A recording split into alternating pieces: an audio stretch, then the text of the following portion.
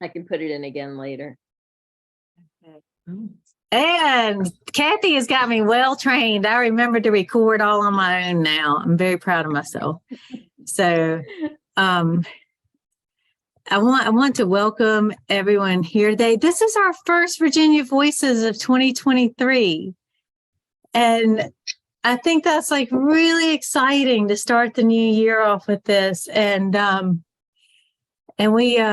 we're also at the same time, it's kind of sad because our last one's in May, and I will miss the familiar faces. I'll miss the new faces that pop in, and I'll really miss the conversation.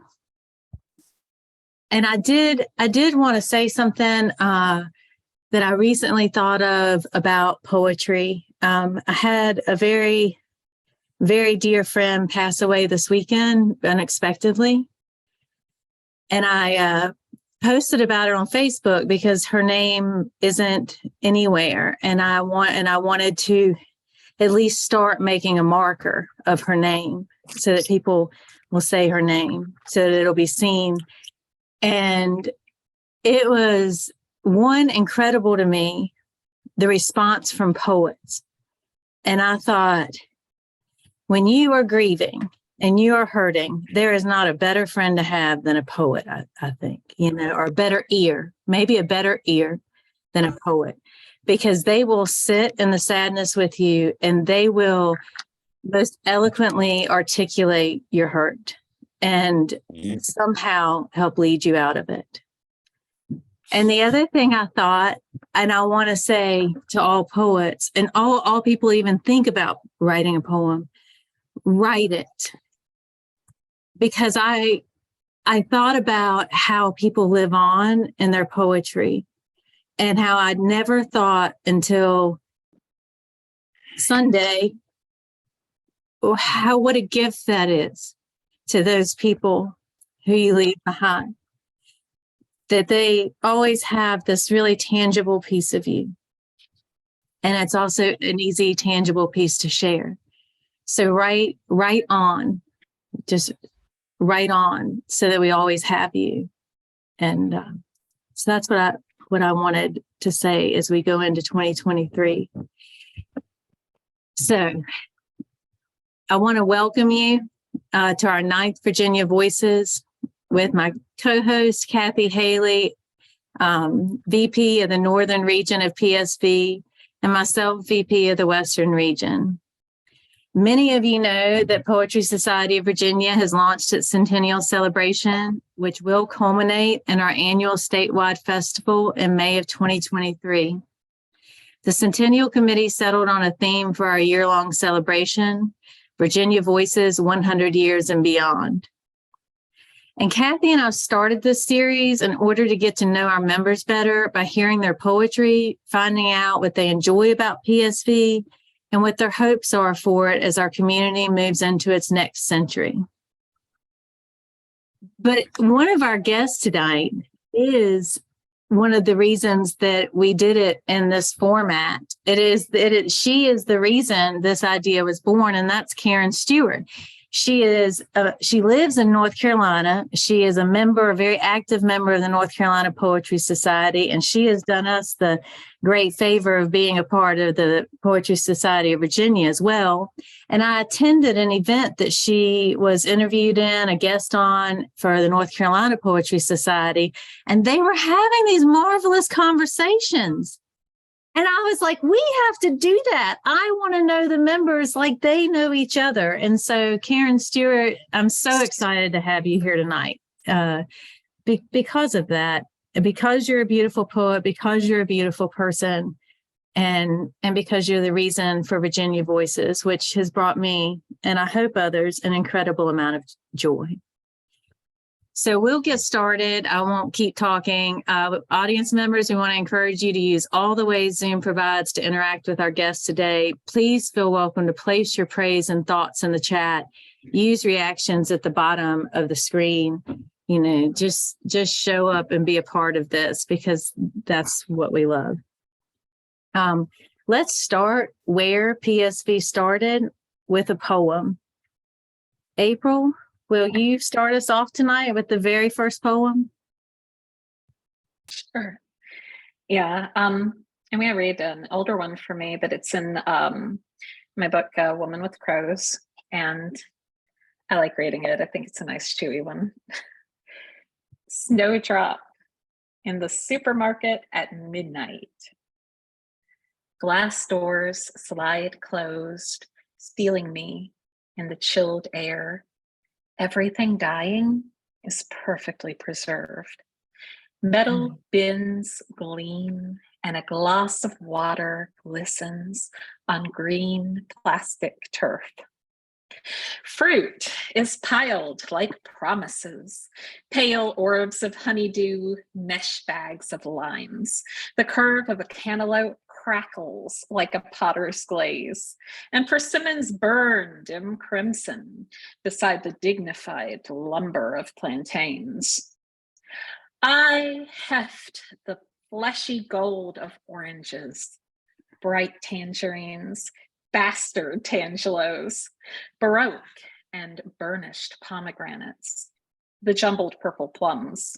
There is no red, more red, than the cherries studded with crystal, no yellow brighter than the panes of pineapple, no blue more otherworldly than frosted globes of grapes. And in that moment, I would trade the whole waxy rainbow for one crisp wine-sap apple, dappled with sun, sugared with September, its white flesh sweeter than honey in the mouth.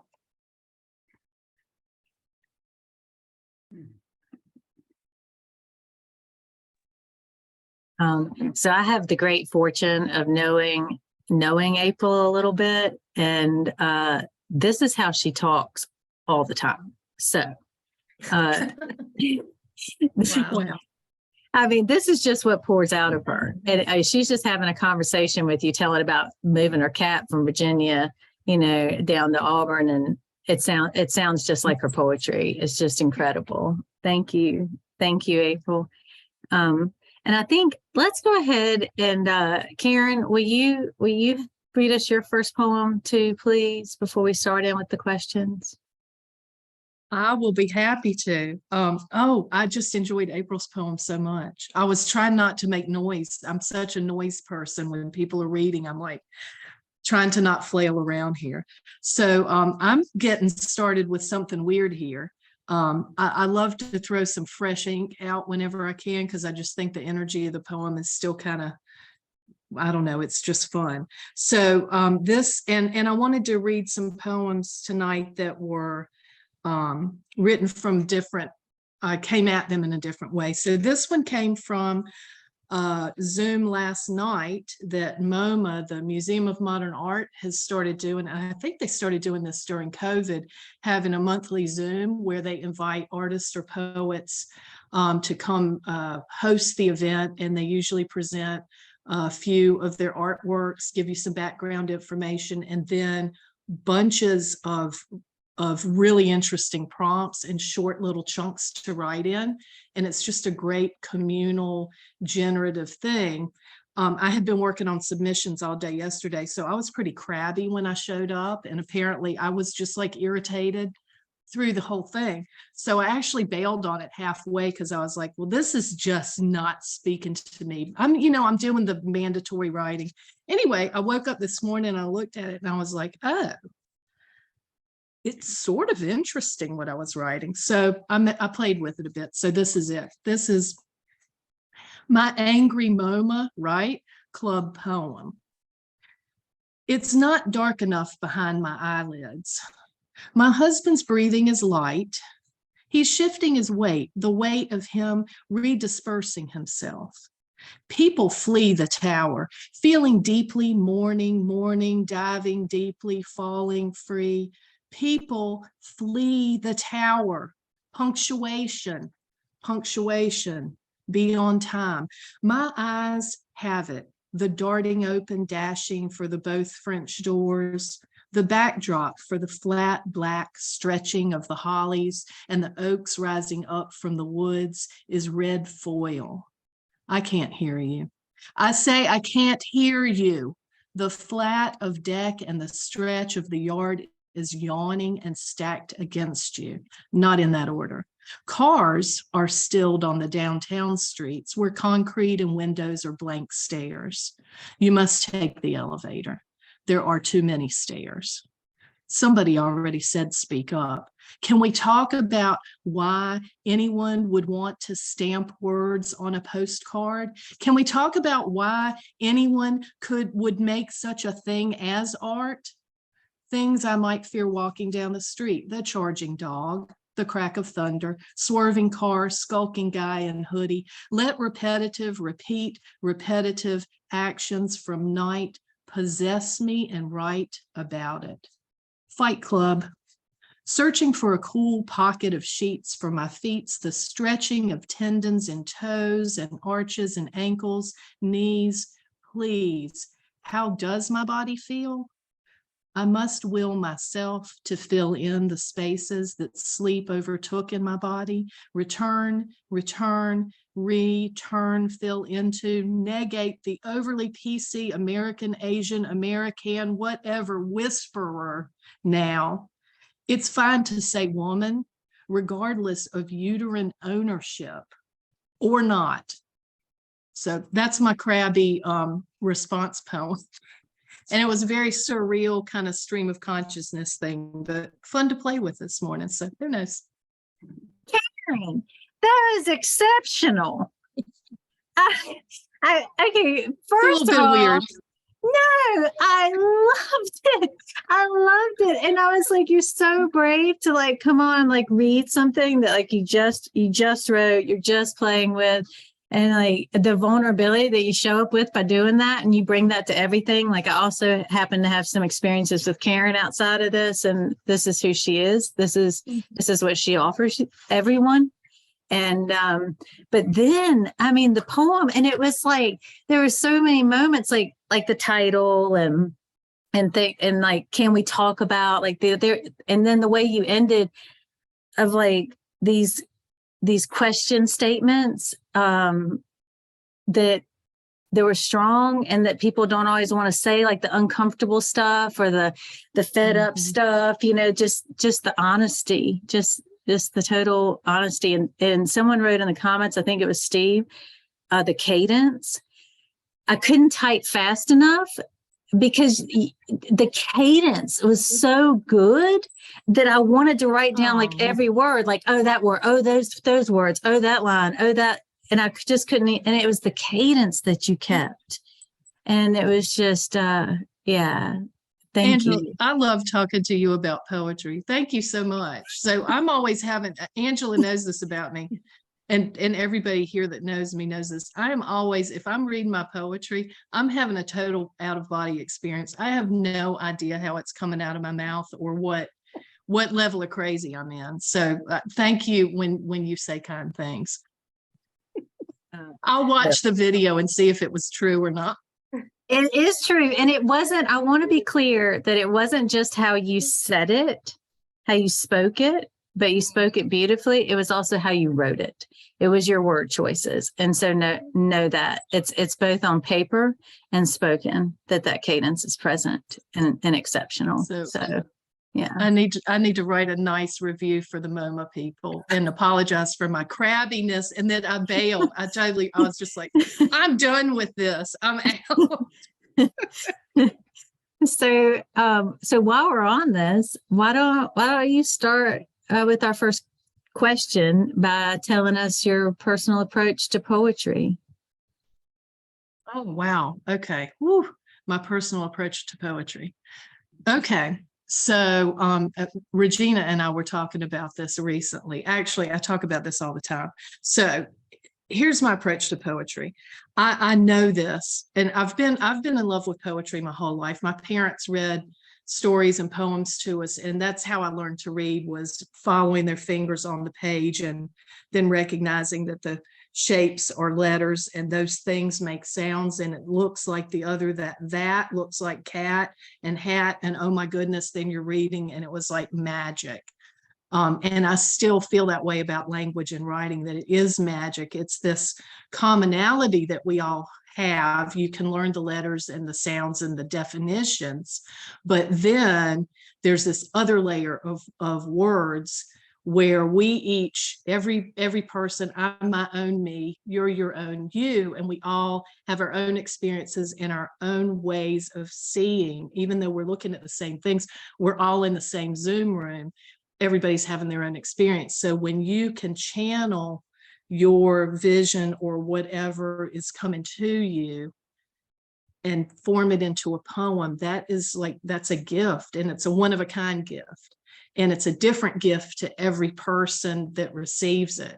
So that's like the magic. So it really is a spiritual undertaking. And I attended a Zoom with Justin Aaron, A-H-R-E-N. Y'all Google him. He's amazing. And he talked about having a writing practice as a spiritual practice. And it made so much sense to me. I had always felt that, but he just kind of made it concrete.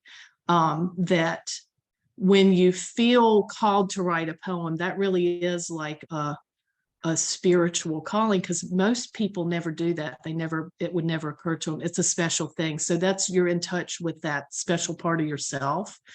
And so with religion, you get in touch with your deep religious views by ritual. A lot of times you go to the church, you listen to the minister, you open the hymn book, you sing the song, you do the prayer, you put the mat down on the floor and face a certain direction and at a certain time of day. So all these ritual things that you do with the religion reinforce your connection to that belief that you have.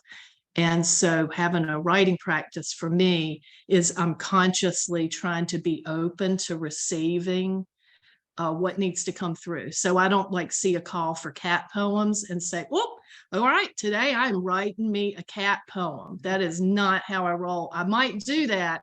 It's not going to be a good cat poem, pretty much guaranteed. But if I sit down and I'm like, oh yeah, there's that cat poem thing. Yeah, whatever, maybe that'll come. But just try to be open. And the main thing, my practice is pretty much this: pen in hand, some paper, and see what happens. I pretty much write anywhere. I write in bed, I write in a car, I write at the doctor's office. But my go-to place is my sunroom in the morning, sit at the table, take some breaths, just kind of get present and just try to be open. And a lot of times something will come and then I just start writing it. If that doesn't happen, then I ramp up the ritual part, right? So I'll maybe say a meditation, do a silent meditation, a guided meditation. I will light some candles in a heartbeat, just kind of focus on the candles, have a little a Tibetan singing bowl. I'll ring the bowl, listen to the tone. So there's all these things that I can do to make it like a ritual. It sets the intention to be open. And if there's a poem that needs to come, let's let it come. If that isn't working, then I very often read other people's poems, and that will usually trigger it. It's like all of a sudden I'm like, oh, and then I start writing, something comes. If that doesn't work, I can Google something. I can go to a magazine and read an article. Any of those things can trigger a poem. So my practice is basically just trying to be open and going about making space for the poem to come if it's going to come. And if it's being really stubborn, then I do a formula thing where I will look at some kind of printed material. It can be somebody else's poems or a journal or a magazine.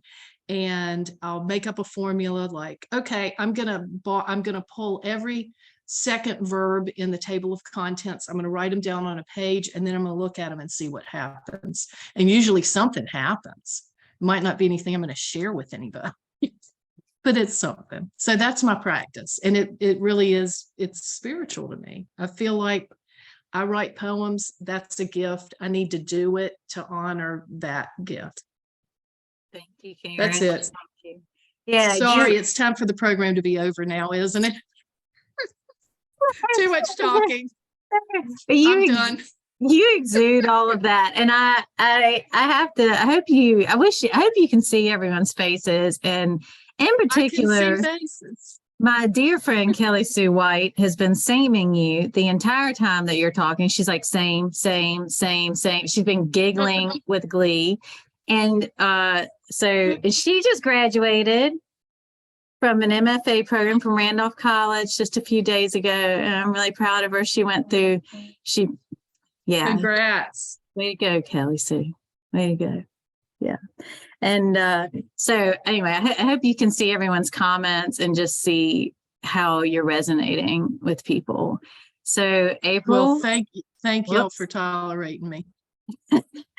So April, tell us about your magic.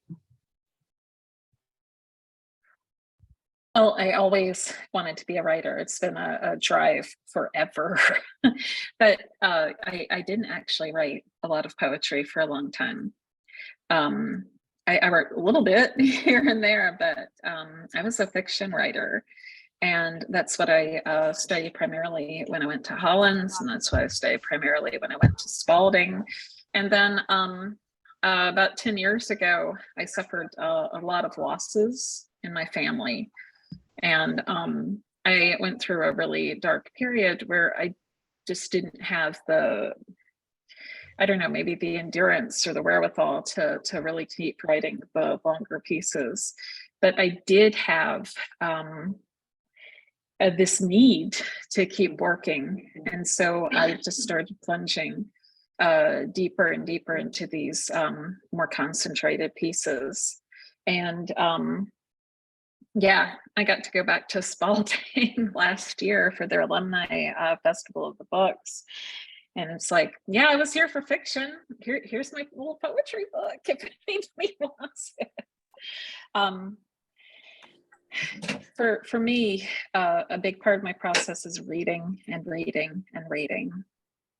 And I feel also very, very blessed to have worked with some people that helped me train my ear, who helped me to strip out the unnecessary and to work on really focusing on some of these poems. People who don't let me get away with things and do encourage me to keep pushing at the end. I feel really, really lucky that in the past I've gotten to work with people like George Eloway and David Huddle and Diane Gilliam and Mary Lou Awiakta. Mary Lou Awiakta is a Cherokee Appalachian poet. I've seen her get an entire auditorium full of undergraduates up on their feet and have them chanting along with her poems, like the one she did about being a kid stomping on the boardwalk. She'd get them all up, like boardwalk, boardwalk, step, step, talk, talk. And those are the kinds of teachers that I've had, the kinds of people I really admire. And really, I want to make music with them and to make the kind of music that would make them proud too. I feel as if all of our writing is sort of a conversation. And as you said, Angela, when I've lost people, sometimes the work that they've left behind, the writing, whether published or not, has just been absolutely priceless because they still live in that. They still live in their words. Yeah. Thank you, April. It's interesting to hear your answer because I have traded writing with you and benefited from your incredible craftsmanship and from all the reading that you have done. You always bring that to the page and to the group and to other writers. And so it's interesting to hear you speak of that, it comes through. And then the other thing is that I feel like you know who you are and where you come from, and you write from that place all of the time. Like you are so rooted in your identity, and so your storytelling and everything, and the writers who resonate with you, it's like you told me one time, because I'm a cranky butt most of the time, Caren. Like, I'm generally cranky, and the only thing I don't leave early is Virginia Voices, and that's because I can't. And so no, I'm not quite that bad, but I'm a little cranky and about these things. And you told me once, you said, you need to meet your people. And you told me where to meet them. And it rings. It's like, it's with me. I want you to know that all the time. Like, I think about that. I think about that often. And so it's interesting to hear you speak to that, and to hear Caren call her approach magic, and you to speak of music. And I just thought, I don't know that I'll ever forget either one of those references. And just the fact that y'all are here today together doing that, naming it that. It's beautiful. So another poem. Caren, you want to go first, and then we'll go into April? Okay. All right. So this one is not as long, and I'm not going to talk as much as I did the last time I had the mic. But I'm excited about this. Is my most recently published poem. So this, I don't know, can y'all see that book? Okay, so this is funny. I looked up how to pronounce ekphrasis today. 4 different ways it came up. Different. Okay, so I'm going with ekphrasis or ekphrasis. Anyway, this is a publication that the Craven County Arts Council just put out in New Bern, North Carolina. So they had a big art show in their gallery last year, and it was a competition. And then they invited poets to respond to the artworks. They put the artworks online, and then and it was a contest, which apparently they were having a lapse in judgment. They didn't select any of my poems, but they did surprise everybody, I think, that they published a book, and it's a beautiful book. It's got all the paintings in it, and it's got all the poems that everybody submitted. So I wanted to share my little poem because I love the painting so much. And it's not a crabby poem, this one that I'm getting ready to read. It wasn't an irritated poem. So this is the painting that I wrote in response to, and it is called Meadow Dance by Deborah Arnold, and it was an oil on canvas. And isn't that lovely, you guys? Oh my gosh, I just loved it. So here's my poem of Meadow Dance.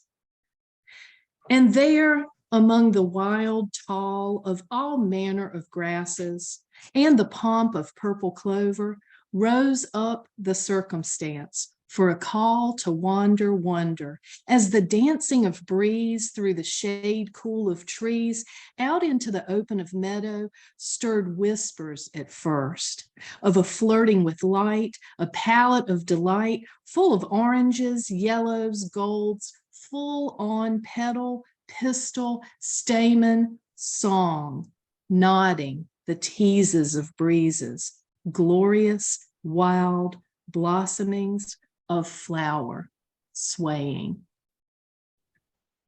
That's my poem.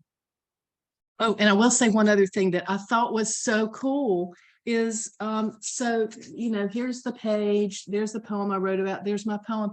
And then here's a poem by a poet I've never met. I have no idea who she is, but it's her poem about the same painting. And this is through this whole book, you get to see how other people responded to the same works that you did. And I just thought that was the coolest thing. Okay, now I'm through talking about it. Thank you, Caren. Thank you. I love that. I love that you're an artist and that you do the ekphrastic work, because Caren is a multifaceted artist, and so it's interesting to see you doing that kind of work and see what you pull out when you see with an artist eye, not Do you know what I mean? So thank you. I do. I love to, I write in response to art a lot. And it's not, I think a lot of people think ekphrastic writing is describing the painting and it can be that, but usually I write what I feel, right? It's like you look at the work and go where it takes you, not where, not you trying to poem up a piece of art, right? Yeah. April, will you indulge us? Yeah. Sure. I just found out that this one in its latest form got accepted to the Anthology of Appalachian Writers, which is put out by Shepherd. And if you're not familiar with it, Dr. Sylvia Sherbet and her people have done an outstanding job of doing these yearly anthologies, each one focusing on a different writer, whether it was Frank X. Walker or Gretchen Moran Laskus. This year they're doing Barbara Kingsolver. And so I am so thrilled to be in this anthology with Barbara Kingsolver's work. That's so cool. So this is All the Places I Love, becomes CBS.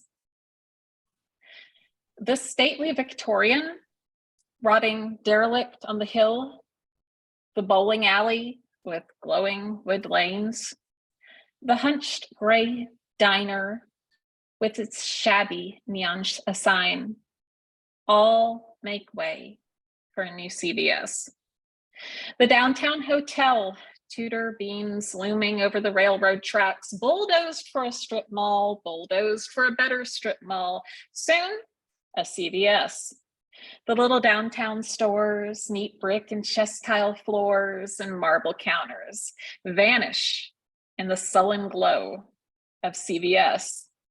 Even old drugstores, the Rexalls and Eckards and Revcos, where my parents bought my baby medicine, chalky banana, bubblegum pink, where I hoarded hoarders for store-bought gifts, for uncles and aunts who never realized how lovely those foil angels were.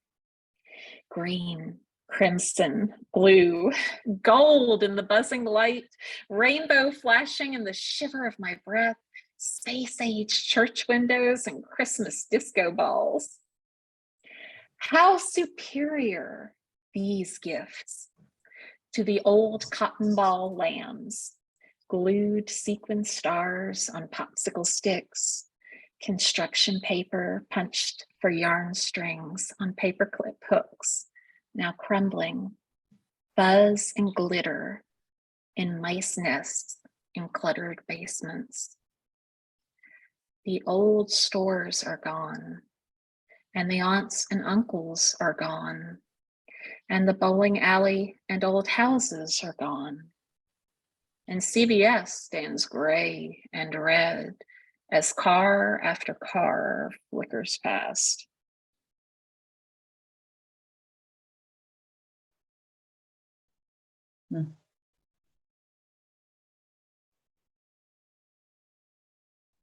Wow, April, that was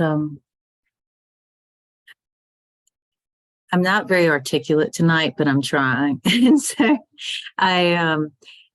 it was very well said, but that's not really what I want to say. I want to say that I saw that town, that I know that town, that town is the closest place to where I live and the closest place to where I grew up. And I couldn't help but think about Family Dollars while you were reading it too.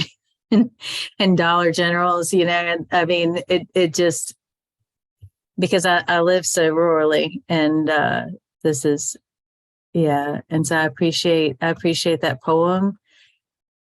And I think what I want to say too is that, just like we were talking about, people writing poems and what a gift it is to have their writing when they're gone, the writing of poems like that one are critical for our collective memories of how things have changed. Like, does that make sense? Like how essential that Yeah. is. It sort of started almost as a kind of joke poem because everything turns into CVS is what it seems like. There really is an old, there was a beautiful old house on the corner in Dublin that got torn down for CVS. And then, and it's not just literally CVS, although I did like them because they glow red and menacing in the dark. But yeah, just the old hotels and everything that had the character of the town. But we all kind of do that too. We sometimes write off the old and the ragged and the sentimental, and that's what, after the jokey parts, I kept going deeper. And when a memory would come up, I'd just keep following it and following it. And I've had to clean out a whole lot of basements and houses. I'm still working on it. It seems like it will never end. And yeah, that feeling when I open up like a chest from my mom, and sure enough, there's like, a lamb made out of cotton balls or whatever, and the mice has gotten to it.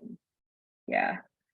So that ended up being a hard one, but I do think it's a good example of a time when, if you just keep going, sometimes that push to go even a little bit deeper.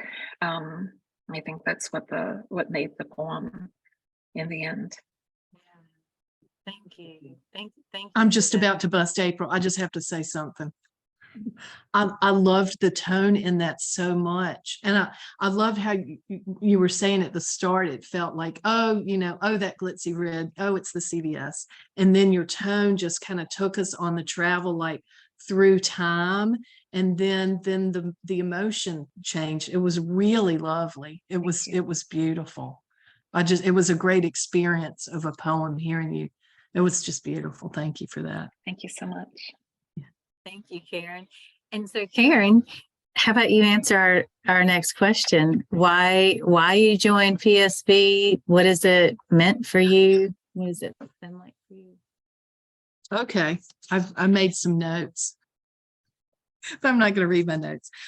So really, why this is the craziest thing. So I have, like I said, I've been writing poetry. I've been in love with poetry my whole life. And somehow I grew up in Greensboro. I did not know that there were real living people that were interesting and fascinating and wonderful, that were poets all over the place. I had no idea. I moved to Sanford. Gosh, it's been almost 30 years ago. No, 26 years ago. And there I met, there was an ad in the paper for a writing group that was meeting, a poetry group. And I was like, are you kidding me? There is such a thing as poetry groups? I had no idea. So anyway, I joined the North Carolina Poetry Society shortly after that.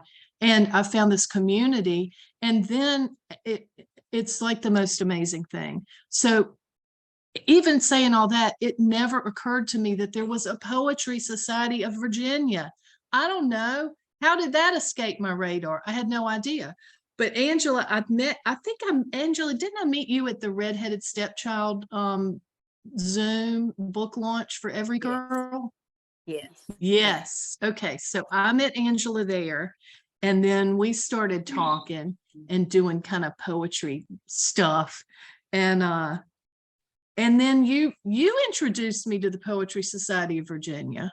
I was like, what? So I went to the website, and I looked at the contest, and I was like, are you kidding me? So all these great categories, and I was just like, I'm in. I got to join this. Where have I been all this time? So that's why that's how I came to join it, and I've been very impressed. Yeah. It's it's a great organization. What else was I supposed to tell you about it? I'm so excited to have discovered it through you, Angela. Now I've forgotten what the whole question was. I don't know, but I want the take home from this to be that during my 2-year reign, I increased the membership by 1. Okay. But it was a very special 1. So I want It was a credit big for deal. that. So, Listen, no, no, it's more than 1 because I know I've gotten Christy. Christy's a member, right, Christy? I that's brought right. Christy and Laura. So it's a chain reaction. Yeah, There you it's a chain go. reaction. I have been So successful. and it's been great for me. I mean, I feel like while I haven't been to any of your in-person events, I've globbed a lot of content online. I've done several workshops with people, readings, events like this. It's the community. It's like, it's amazing community. It feeds my soul. Like this, yum, yum, yum. I'm eating it up.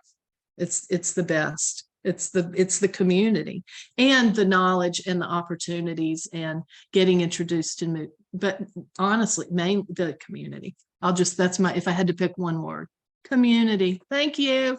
Thank So you. good. Thank you, Caren. How about you, April? I first got interested in the Poetry Society of Virginia because I saw the ads for their contests. And I thought it was very cool. I would go through that list, like, can I write a poem about that? Do I have a poem about that? And so eventually I finally started submitting, and I didn't really feel very connected, though, to the society, because it seemed like almost everything they did was on the other half of the state. And when Angela, when she started working for the Southwest region, that was huge. You've just been a powerhouse for making this region involved and to come alive. Regardless of what the final tally is of how many people you brought in. It just felt more like an organization that I was connecting with. And I felt especially lucky to be able to share some work and work in a writing group with Angela and Cathy and Kim Ports Parsons. I mean, that it seems like I can never find a writing group locally, and if this was just really, really wonderful, and I feel very privileged to be able to work with you all. Absolutely the same. And I'm really not supposed to be the one talking, but since we're talking about community and in this region, like there's just a huge amount of energy over here, and it's thanks to like people like Bobby Myers, who opened his home. Like not everyone was able to attend because our region is enormous. I mean, it takes 7+ hours to drive from one end of it to the other. So it's really difficult to all be at one event without, a huge undertaking. Bobby Myers opened his home. Like you got COVID, the times are crazy. Okay. But Bobby's got guard donkeys, so he's not worried about anything. And he invited all of us into his house. I mean, had this amazing, amazing spread. I mean, it was just incredible. And, Ken volunteers, took over for me with the Centennial Committee. Erica is always showing up. She shows up for our events. Like it's a great region. It's a great region. And so it's just, and Karen's part of my region, even though she's in North Carolina. So is Christy. I've claimed them all. And so, yeah. Community. Like guard donkey should be a poem, Bobby. We'll be waiting for you to write that. So, okay. I think let's go to the last question, and that way we'll finish on a poem. Okay. That's the way I think we should leave each other. So the next question is, so we're celebrating our centennial. So over the next 100 years, it doesn't have to be in 100 years, but over the next 100 years, what do y'all hope to see in the Poetry Society of Virginia? What would you envision? Who wants to go first? Well, I really want to see us continue to grow to encompass the entire state. And I want to see us continue having a really powerful presence in Southwest Virginia. We have all of these students who are in writing organizations and who are studying creative writing. There's like a minor in creative writing at Radford University. You've got like MFA students at Virginia Tech. They're just all over the place. And these are people who have a hunger to write and to connect.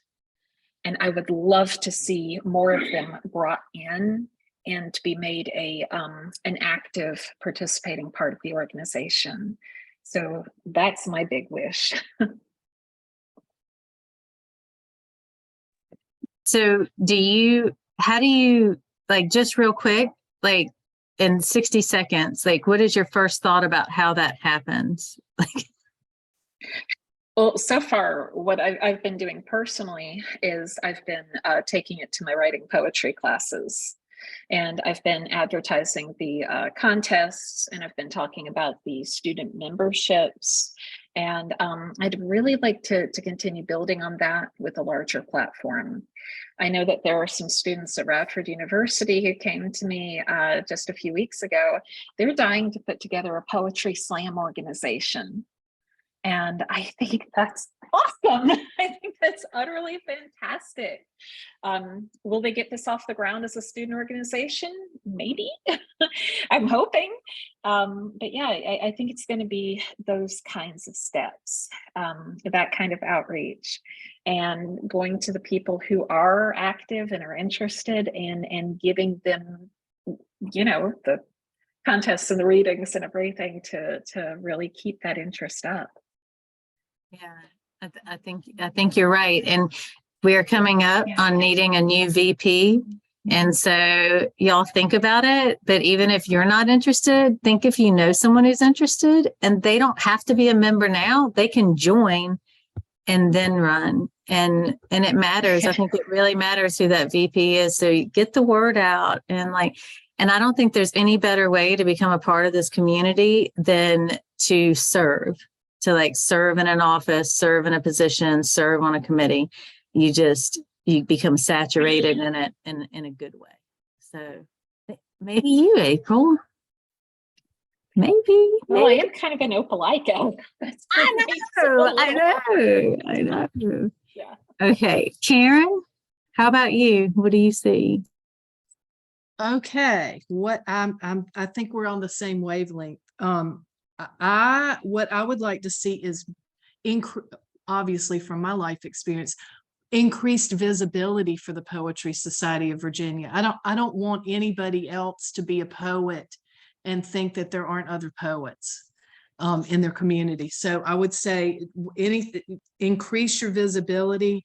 And I think key to that going forward is going to be online presence and word of mouth, of course, and in-person events, but online, ramp up the website, have current information on there. But a big thing that I think can help make that happen is, and I'm not sure how Virginia, what your arts organization's scenario is like, but in North Carolina, almost every county has a state, the North Carolina Arts Council has county agencies, but every county has some kind of arts organization, and usually they're nonprofits. But for the Poetry Society of Virginia to hook up with other arts agencies so that they can help promote what you're doing and help with programming. I know I worked with the Lee County Arts Council in Sanford for a number of years as a volunteer and an employee.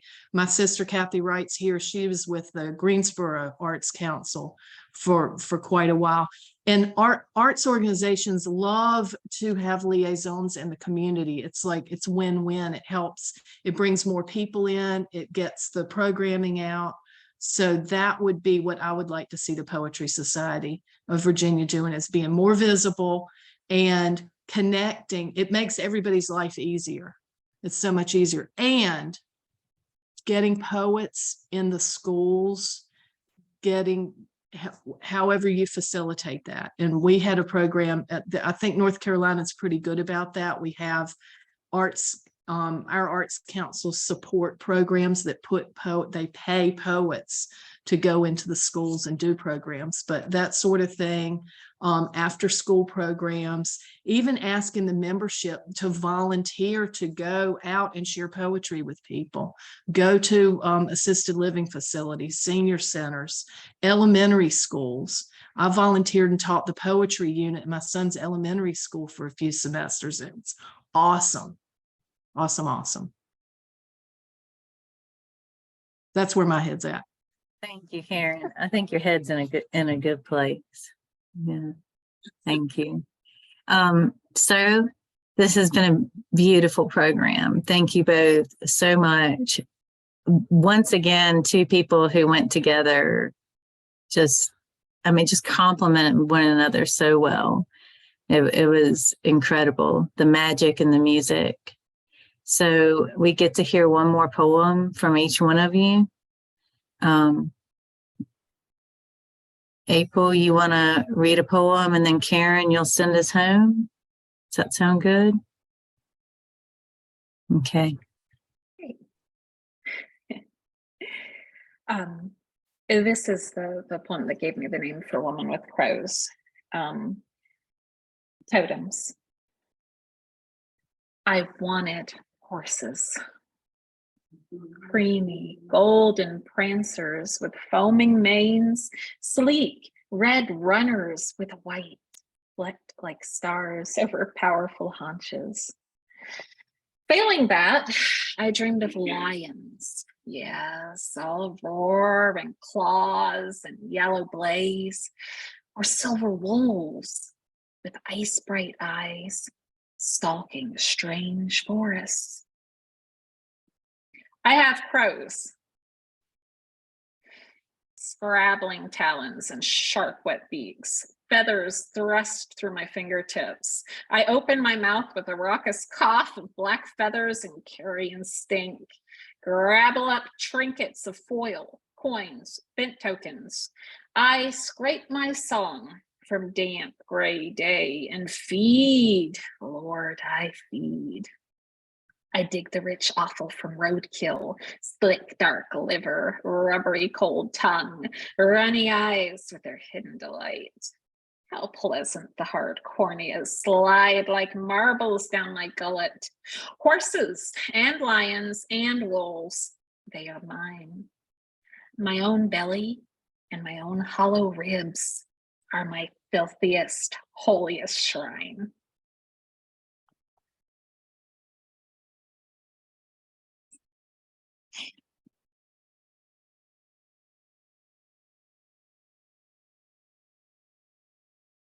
Thank you. Thank you, April.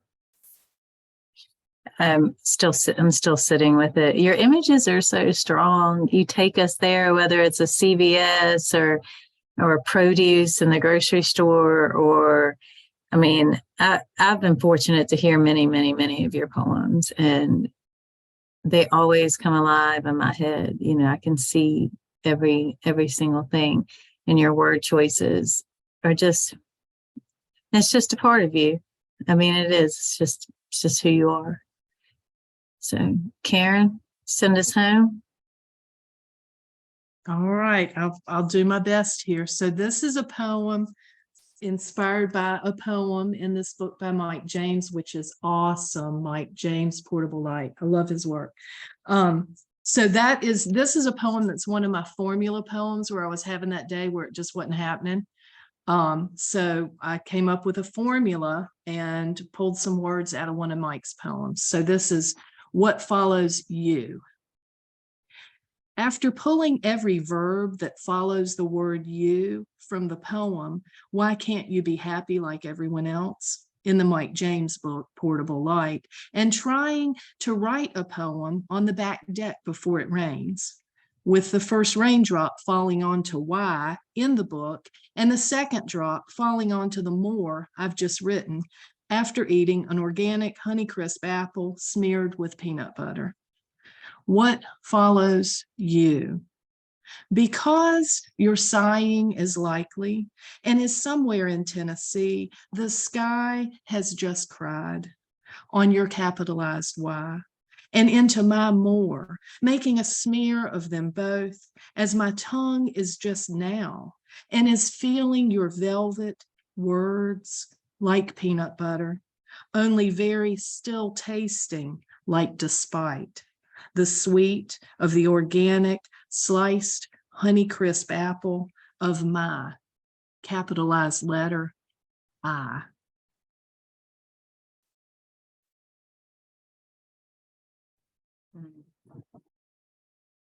That's it, y'all.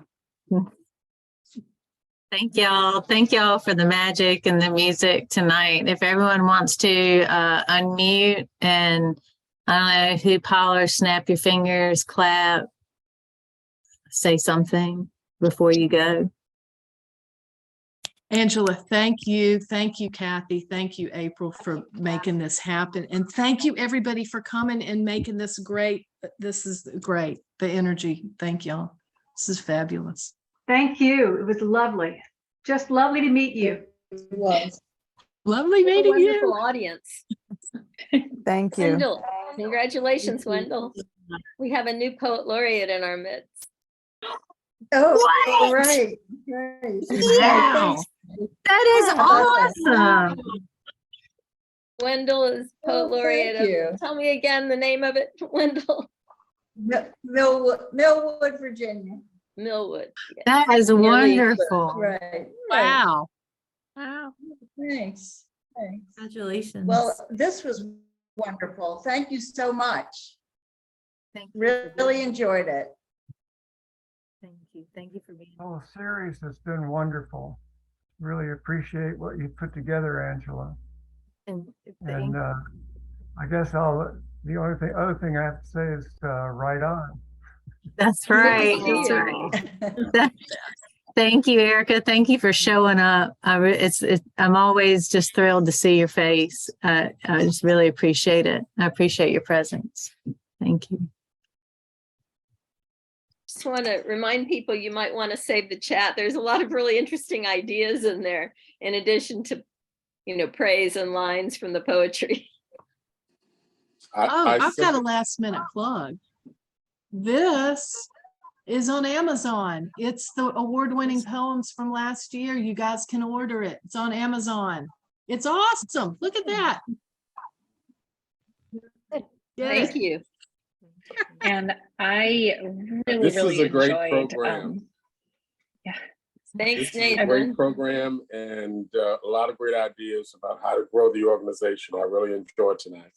Yeah, me too. Thank you, Nathan. Thanks for being here. April. Yeah, my plug would be for Kim Ports Parsons' Mayapple Forest, which I got this year and absolutely love. And I'm waiting on my copy of I Want to Be a Hyacinth by Cathy Hailey. Thank you. Yeah, absolutely. Me too. I I'm just looking forward submitted to getting that. the second galley tiny corrections, so I'm excited. It's getting there. Yay. Nice. Thank you, everyone. Thank you for being here tonight. I hope maybe we'll see you in February. Thank you. Bye. Yes, Thank please come. Thank you. Thank you, everybody. Ah.